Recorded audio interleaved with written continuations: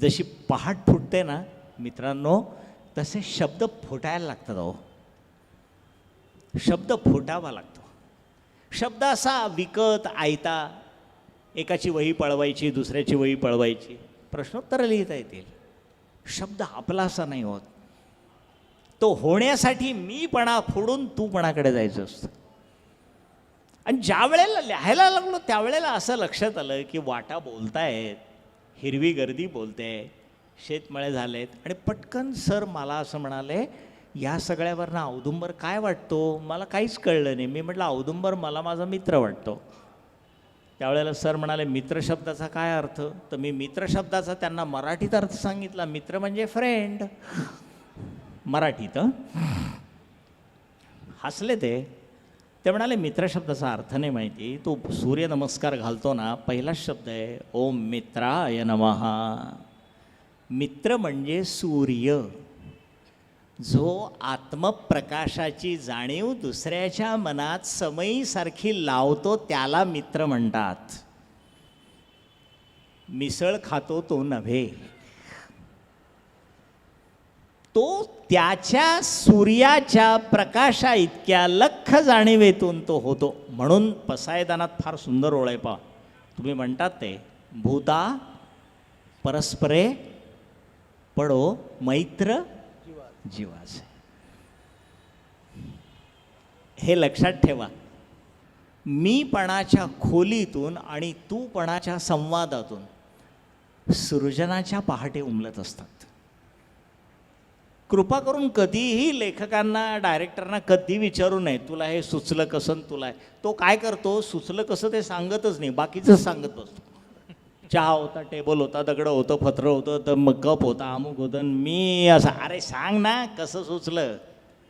ज्ञानोबा तेच म्हणतात, सुचलं कसं हे ज्या क्षणी सांगता येत नाही पण सुचतं त्याला घागर म्हणतात. जे जे सुंदर आहे ते टिपता आलं पाहिजे.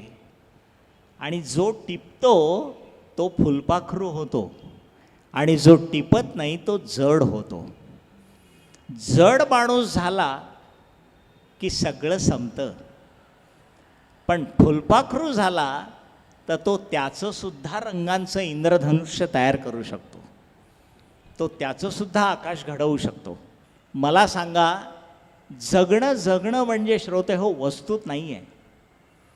माझ्या घरी खूप वस्तू आहे म्हणजे मी समृद्ध नाही. माझ्या घरी वस्तू नसेन पण मी माझ्या मीपणातून दुसऱ्याचं तू पण कितपत फुलवतोय याला प्रेम म्हणतात. हे जगणं असतं माणसाचं. काळजी करू नका, एखाद्याने आपली वही लंपाट केली नाही काही बिघडत नाही. डोकं नाही घेऊन जाऊ शकत. अमुक घेऊ अवलंबून जर आपण राहिलो, हे मी नोट्स काढलेले आहे, मी अमुक करून आलो, काही नाही. सोनोपंत दांडेकरांबरोबर मी कीर्तनाला पखवाज घेऊन गेलो की दुसऱ्या दिवशी सकाळी एका वकिलांच्या कॉन्फरन्सला ते अमृतानुभवामध्ये इंग्रजीमधून बोलले. दुपारी 12 वाजता माझ्या कॉलेजला येऊन साहित्यातील परतत्व स्पर्श याच्यावरती उत्कृष्ट अस्खलित 1.5 तास बोलले.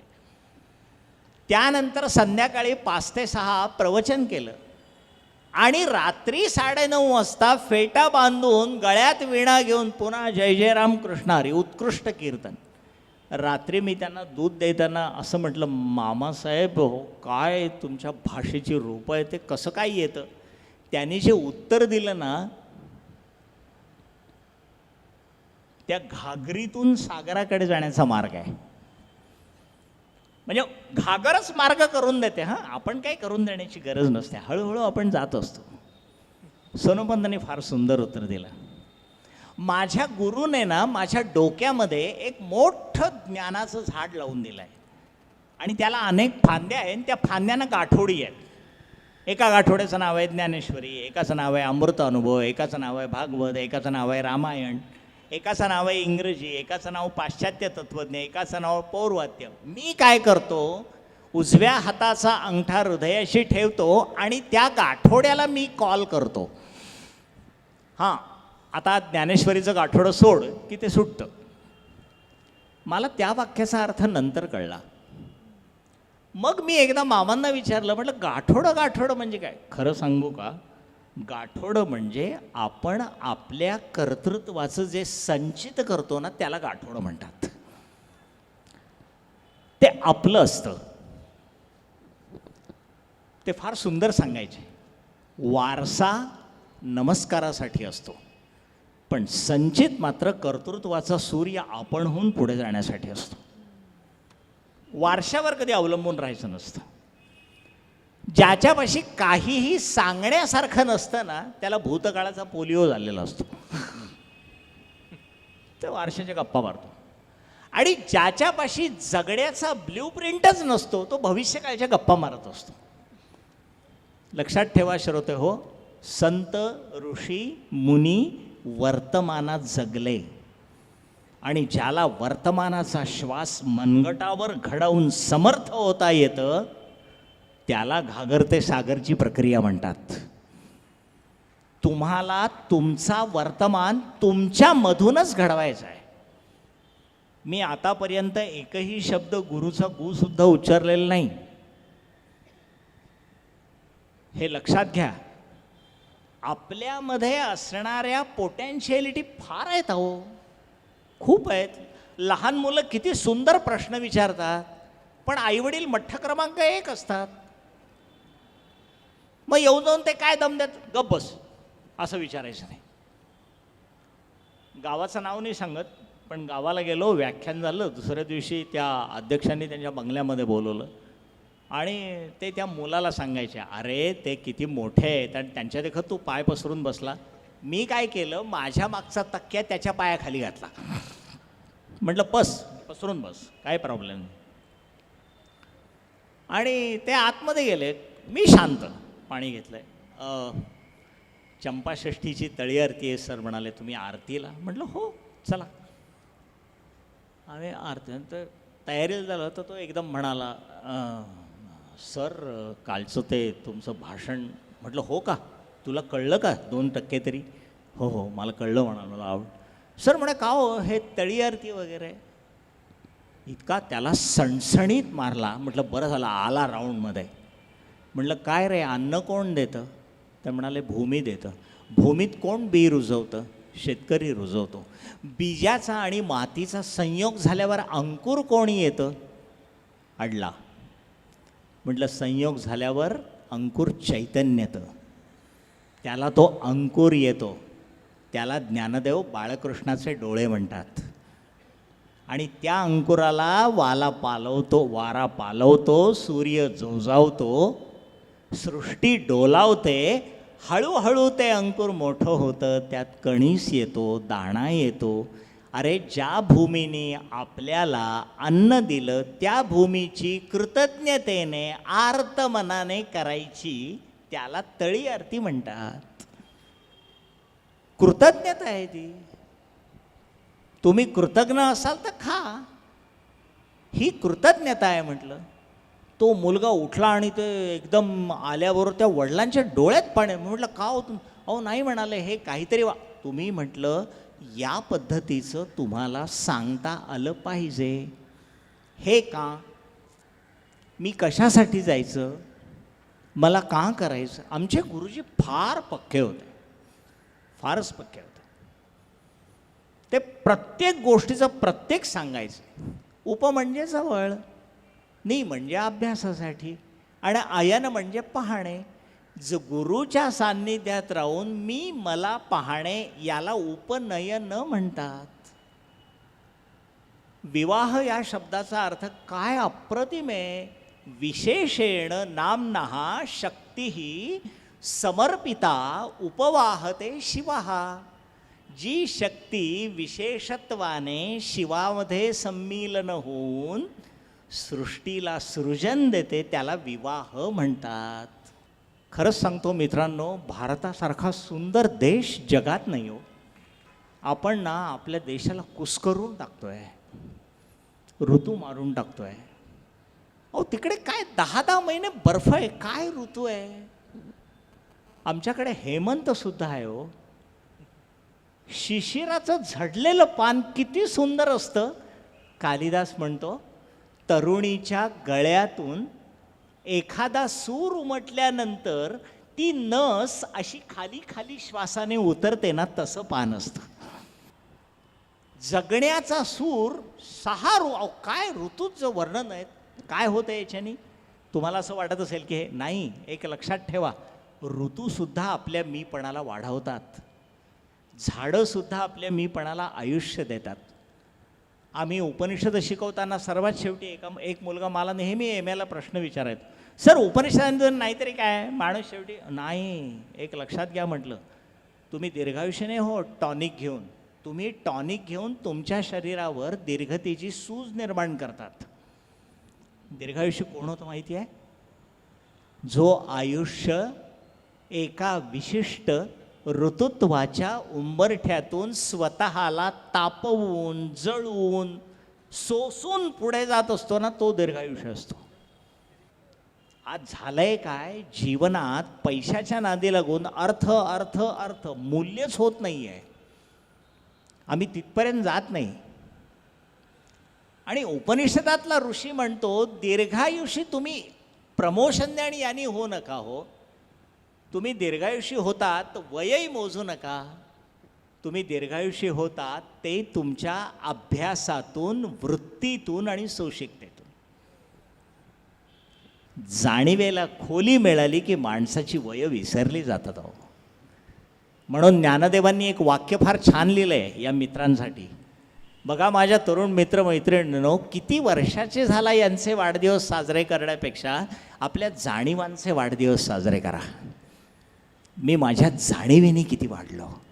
आपल्या जाणीवांच्या मीपणाच्या खोलीमध्ये हे सगळं येत असतं श्रोते हो, तरीसुद्धा कधीही नामोहरम व्हायचं नसतं.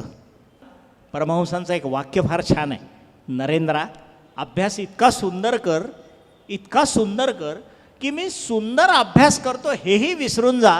सद्गुरू आपणहून तुझ्या दारावरची बेल वाजवायला दुसऱ्या दिवशी येईल. आपण इतकं उत्कृष्ट काम करावं ना की ते काम करायला पाहायला लोक गेले पाहिजेत, तिथे गेले पाहिजेत. कदाचित जुन्या माणसांना आठवत असेल, सोनोपंतांना रस्त्याने पाहायला माणसं यायची. भारतात जो ICS त्या काळात पहिला आलेला, SP कॉलेजचा प्राचार्य फेटा घालून जय जय रामकृष्ण, अक्षरशः रांग असायची हो, काय सांगू. अक्षरशः रांग बघायला यायची.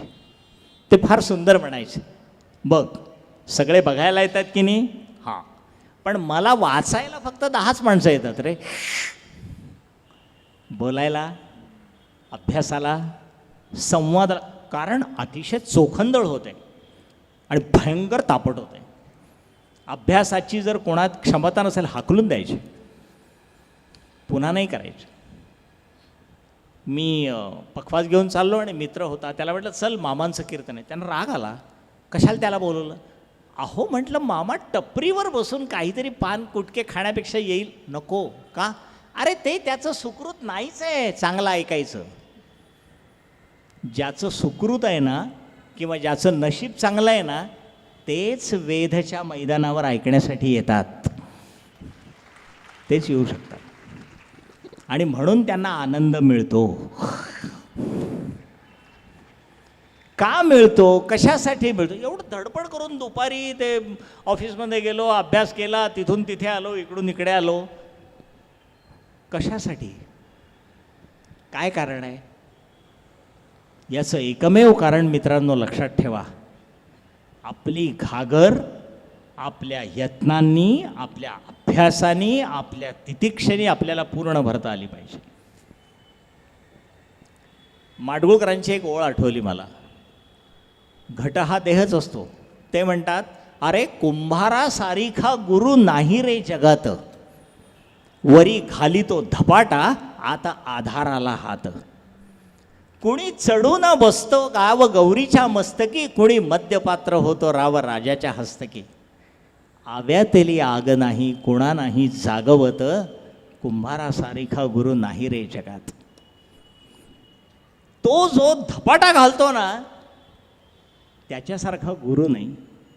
आणि मला वाटतं वेद हा असा धपाटा घालतो म्हणून हे सेशन होतं. लक्षात ठेवा, सांगायला सुद्धा अत्यंत विश्वासू माणूस बरोबर असावा लागतो. माझं वाक्य नाही आहे, कबीरांनी फार छान सांगितलं आहे. मला माझ्या आयुष्यात एकही मित्र जोडता आला नाही. रामानंदांनी विचारलं, धिक तुझं जीणं, गुरु त्यांचे, तरी फार सुंदर दोहा लिहिला आहे. तो म्हणाला, मी ह्यांच्याशी काय मैत्री करू, हे आज आहेत उद्या नाहीत. माझी मैत्री आहे गंगेशी. गंगा मला शिकवते लहरींवर लहरी निर्माण करायच्या, पण काठ मात्र आपला पक्का ठेवायचा, म्हणजे आपण आतमध्ये येऊ शकतो. मला सूर्याशी मैत्री करायला आवडते, कारण सूर्य मला तिन्ही अवस्था दाखवतो, उगवतीची, मध्यान्हीची, मावळतीची. मला ऋतू माझे मित्र वाटतात, कारण ते सगळे मला शिकवतात. आणि सर्वात शेवटी कबीर म्हणतात, आता हे सगळं ज्यांच्यासाठी करायचं, ती माणसंसुद्धा कुठे माणसं आहेत. यापेक्षा चांगल्या 4 मनांशी बोलावं आणि कबीरांनी मुक्त व्हावं. गोदावरी ब्रह्मगिरीवर उगम पावली, निघाली. फार सुरेख गोष्ट आहे. निघाली, खाली आली आणि एका कड्यावर थोडीशी विसावली. तेव्हा कड्यावरून वाहताना समोर वडाचं झाड म्हणालं, तू थांब ना इथे, किती छान वाटेल, मलाही पाणी मिळेल. ते म्हणाले, मी तुला पाणी देते, पण मला थांबता नाही येणार रे. मी जर थांबली ना तर मी संपले. थांबला तो संपला. थांबणार नाही मी, पुढे जाणार. पण मग माझ्या तुला वृक्षाखाली येतील ना, लोक येतील, सगळे येतील. तिथून पुढे आला तो मोठ्या दुधस्थळी धबधब्याच्या कड्यावरनं गोदावरी जी खाली उलटली, अशी सुंदर उडी मारली तिने. त्या खालच्या खडकाला असं वाटलं. तो म्हणाला, बघ किती सुंदर तू नाहतेस. अगं गोदावरी वाटतच नाही, साक्षात दुधाचा समुद्र वाटतो. किती गोड दिसतेस तू, तू इथेच थांब. त्यावेळेला ती म्हणाली, सतत पडत राहणाऱ्याने माणूस वाढत नसतो, पडता पडता पुढे यावं लागतं. समजताय ना? लक्षात घ्या नीट. पडता पडता पुढे जायचं असतं. पुन्हा उठायचं, पुन्हा पुढे जायचं, पुन्हा उठायचं, पुन्हा पुढे जायचं. कड्याने तोंडात बोटं घातली. पुढे गेल्यावरती मोठी विशाल हिरवळ आली आणि हिरवळीमध्ये सगळं पाणी विणी. ते म्हणाली, बघ मी तुला किती टवटवीत ठेवते, अंकुरित ठेवते, सगळं करते. गोदावरी म्हणाली हिरवळीला, तुझा जीव किती. मी इथे राहिले तर माझ्या संपूर्ण माझ्या अवकाशाचं काय होणार. हरळी लाजली, पुढे आली. अरुणा मिळाल्या, वरुणा मिळाल्या, नद्या मिळाल्या. गोदावरी पुढे पुढे पुढे, तिला अनेक नद्या मिळाल्या. तिचा मोठा नद झाला. आणि ज्या वेळेला ती समुद्रामध्ये जायला लागली, त्यावेळेला समुद्राने विचारलं, आता कसं वाटतंय. तेव्हा गोदावरी म्हणाली, तृप्त वाटतंय माझ्यामुळे ना. मग या तृप्ततेच्या क्षणी तुला कोणाची आठवणी येते. गोदावरी म्हणाली, या तृप्ततेच्या क्षणी मला ब्रह्मगिरीवर उगम पावलेली आठवण येते. आपला जगण्याचा आत्मन ज्या मूळ स्थानाशी असतो ना, त्या मूळ स्थानाशी इमान राखून जो असा प्रवास करतो, त्याला समुद्राच्या तीर्थातलं अमृतपण आणि 14 रत्नसुद्धा मिळतात. समुद्र एक काम करत असतो मित्रांनो, लक्षात ठेवा. समुद्र आपल्याला अथांग देतो, पण समुद्र बंदराचंही भान देतो आणि काठाचंही देतो. काठ म्हणजे जगण्याची सुसंस्कृत मर्यादा. आणि जगण्याची सुसंस्कृत मर्यादा ज्याच्यापाशी असते ना, त्याचं व्यक्तित्व मोहक असतं. तो हवा हवासा वाटतो. आणि त्याच्या जगण्याचे सारे स्पंद आणि सारे छंद, त्याच्या जगण्याची पूर्ण सुरावली स्वतंत्रपणाने तयार करतात. तेव्हा मित्रांनो, आपल्या जगण्याची घागर आपणच आहोत. ती घागर आपणच भरायची. आणि त्या घागरीतून ज्या वेळेला जे वाहील ना, ते समुद्र होऊन आपण पुढे द्यायचं आणि सगळ्यांना आपोआप वाटायचं. अगदी खरं सांगू का, शेवटी आपण आपल्या कर्तृत्वानेच खरं म्हणजे सगळ्यांच्या आवडीचे अनायासे होत असतो. आवडीचे मेगा इव्हेंट करण्याचं काही कारण नसतं. श्रोते हो, माझी वेळ संपली. मी जे काही बडबडलो ते आपण गोड मानून घेतलं असं मी मानतो. तुकारामांच्या भाषेत एवढं सर्वात शेवटी एवढंच सांगतो, करविली तैसी केली कटकट, वाकुडे की नीट तुम्ही जाणे. फोडीले भांडणारं धन्याचा हा माल, मी तो हमाल भारवाही. ऋतू फुटला कोकिळा रवडतो, तांबडं फुटलं कोंबडा रवतं, शब्द फुटला अनुभव जन्माला येतो, घागर फुटली समुद्र उठतो. श्रोते हो, डॉक्टर नाडकर्णींनी मला या ठिकाणी येऊन आपल्याशी संवाद करायची जी संधी दिली याबद्दल मी आभार नाही मानत, पण मी अतिशय कृतज्ञ आहे. आणि आपण सर्वांनी ऐकून घेतल्याबद्दल आपणा सर्वांना सप्रेम नमस्कार करून मी माझं मनोगत पूर्ण करतो.